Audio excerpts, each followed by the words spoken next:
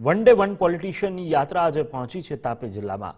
આવનાર વિધાનસભાની ચૂંટણીમાં પ્રચાર અને પ્રસાર માટે તમામ પક્ષો એડીચૂટીનું જોર લગાવી રહ્યા છે, ત્યારે ભાજપે પણ આ માટે કમર કસી છે। ભાજપ પોતાના કેન્દ્રીય નેતાઓને ચૂંટણીની જાહેરાત પહેલા જ મેદાનમાં ઉતારી રહ્યું છે, જે અંતર્ગત કેન્દ્રીય મંત્રી મીનાક્ષી લેખી તાપી જિલ્લાની મુલાકાતે પહોંચ્યા હતા।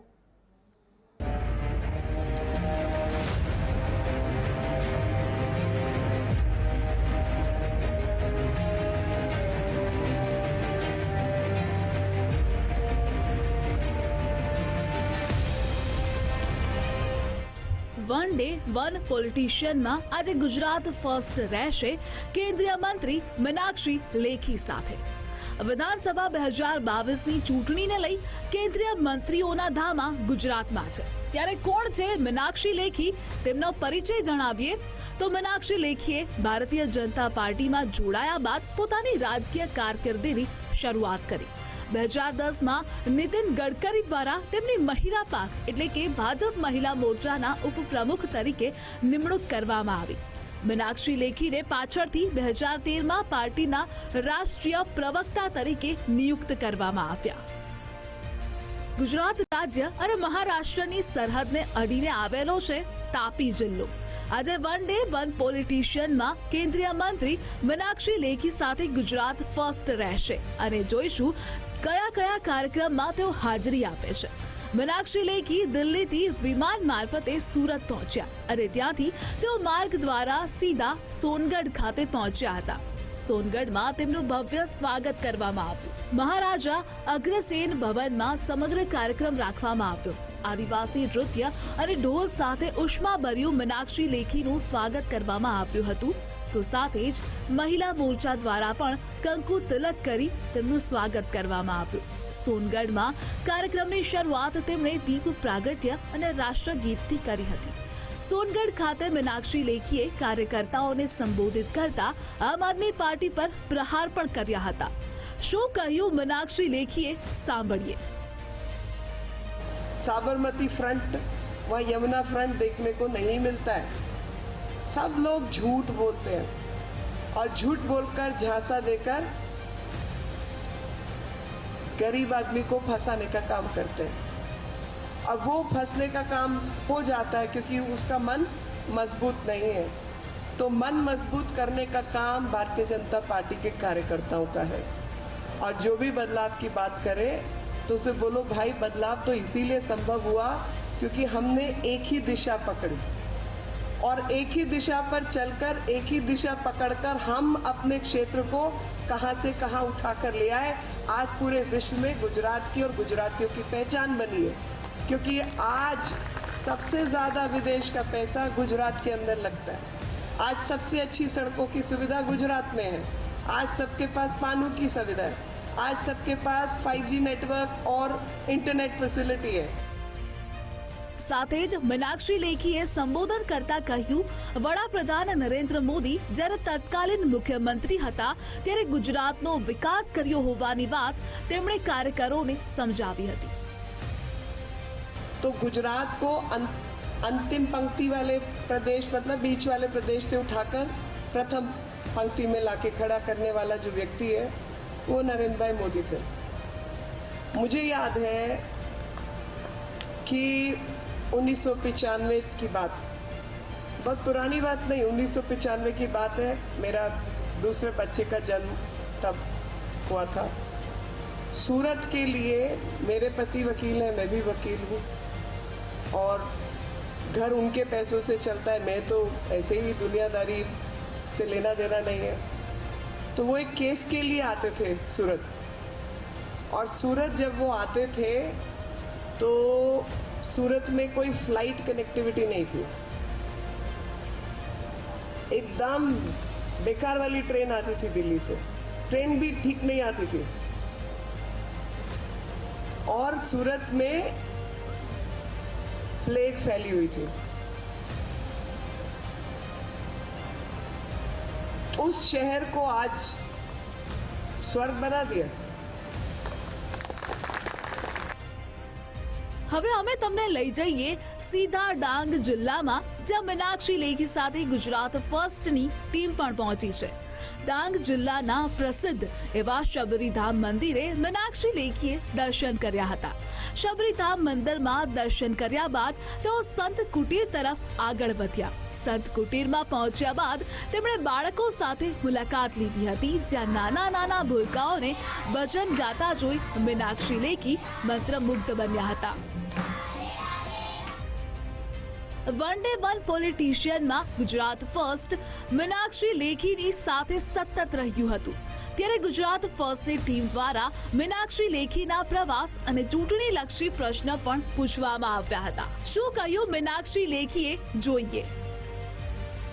ગુજરાતમાં ચૂંટણીઓની મોસમ નજીક આવી રહી છે, ત્યારે કેન્દ્રીય મંત્રીઓના પ્રવાસ પણ ગુજરાતની અંદર સતત વધી રહ્યા છે। આજે કેન્દ્રીય વિદેશ અને સાંસ્કૃતિક મંત્રી મીનાક્ષી લેખીજી ડાંગના પ્રવાસે છે, ગુજરાતના પ્રવાસે છે। આપણે એમની સાથે વાત કરીશું। મેમ, आज आप गुजरात आई हैं, क्या कहेंगे? मैं तो गुजरात की जो विस्तृत प्लानिंग है और गुजरात में जिस प्रकार से सबका साथ, सबका विकास और सबका विश्वास का काम हुआ है और साथ ही सबका प्रयास जारी है, तो गुजरात अपने आप में पूरे देश के लिए एक उदाहरण है कि सक्रिय भूमिका जब क्षेत्रवासी, राज्यवासी, देशवासी करते हैं और मिलकर सरकार, क्योंकि आप ही की सरकार है, आप ही के लोग हैं, बैठकर उसके प्लानिंग से लेकर क्रियान्वयन का काम होता है, तो पूरा देश समग्र रूप से तरक्की करता है और समग्र रूप से वहाँ की जो परेशानी है वो एक एक करके समाप्त होती है। गुजरात उसका बहुत बड़ा उदाहरण है। ગુજરાત ફર્સ્ટ દ્વારા પૂછવામાં આવેલ પ્રશ્ન બાદ મીનાક્ષી લેખી દ્વારા આમ આદમી પાર્ટી પર પ્રહાર કરવામાં આવ્યા હતા। શું પ્રહારો કર્યા, સાંભળીએ। आपका कॉन्स्टिट्यूंसी क्षेत्र में नई दिल्ली है, मुख्यमंत्री भी नई दिल्ली वाले यहाँ आते हैं, लोगों से काफ़ी बात करते हैं, लोगों का थोड़ा झुकाव भी देखने को मिला। आप क्या कहेंगे गुजरात की जनता से? मेरे को लगता है गुजरात की जनता का कोई झुकाव नहीं है, और क्योंकि गुजरात की जनता बहुत स्मार्ट है, बहुत दिमाग से तेज़ और शरीर से मेहनती लोग हैं, तो उनको वो बात कीमत पता है। उन सबको पता है कि कौन व्यक्ति कब आकर क्या करता है, और मतलब जो भाव है और जो कथनी और करनी का अंतर है उनको मालूम है कि कथनी और करनी में दिल्ली की महिलाओं को पेंशन तो दूर, विधवा महिलाओं को पेंशन नहीं मिल रही है। यहाँ आकर वायदे करना और पानी का प्रबंध दिल्ली जैसे क्षेत्र में नहीं कर पाना, बिजली में घोटाले करना, शराब ऐसी बिक्री करना जिसकी वजह से क्षेत्र की महिलाओं का चलना फिरना सड़क पर मुश्किल हो जाए, गरबा तो बहुत दूर की बात है। તો સાથે જ ગુજરાત ફર્સ્ટ સાથેની વાતચીત દરમિયાન વડાપ્રધાન મોદીના વખાણ મીનાક્ષી લેખી દ્વારા કરવામાં આવ્યા હતા અને અલગ અલગ યોજનાઓની માહિતી પણ આપવામાં આવી। जब नरेंद्र भाई मोदी यहाँ के मुख्यमंत्री नहीं थे, उस समय को, उनके जाने के बाद वाले समय को, और जब वो मुख्यमंत्री थे, उन दोनों को आप मिलाकर देखिए।